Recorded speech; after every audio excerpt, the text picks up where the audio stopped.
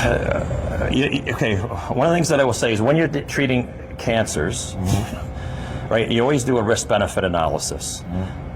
So many people are now familiar with the modified RNA technologies when it comes to their use as what was intended to be prophylactic vaccines, preventing somebody from getting disease and being able to transmit the causative agent. They failed at that, but that was the intent.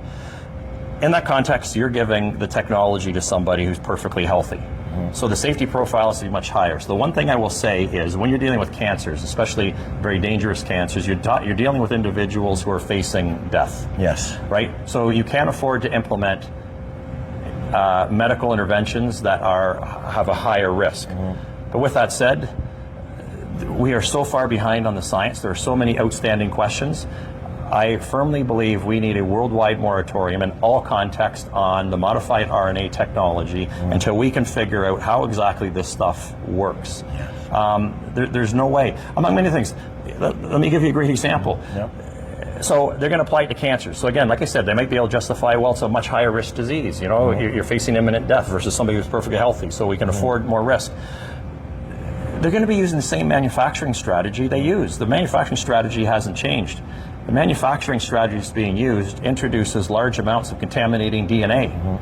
That's going to be the case for no matter what they apply this technology to. So if you want to apply it to cancers, that's fine.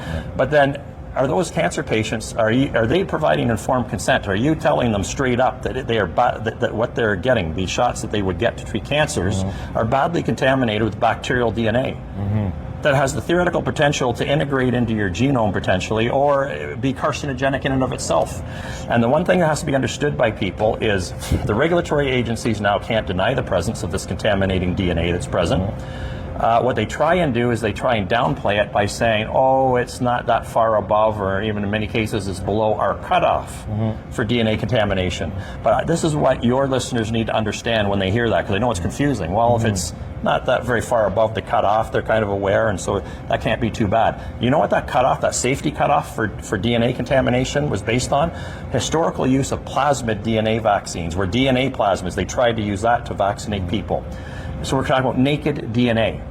It is exceptionally difficult to get naked DNA into cells. That is where those safety cutoffs were defined, was based on naked DNA. Guess how you massively increase by more than 100-fold the uptake of DNA? You know how you do it?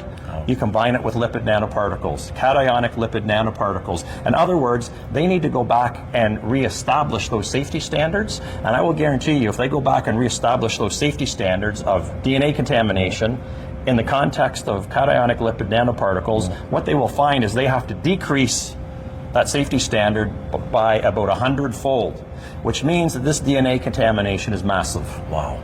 You know, and so you ask about applying it to cancers, and you know, I talk about the risk and everything. At the end of the day, if you are manufacturing a dangerous product that is very badly contaminated with something that nobody is consenting to have injected into their body, there's no scenario in which that should be administered. And that's just one example. No, I believe there should be a worldwide moratorium on this technology in the context of every clinical scenario until we can work out the science. And in addition to that, until somebody can work out a proper way to manufacture these products without this horrible contamination. For sure.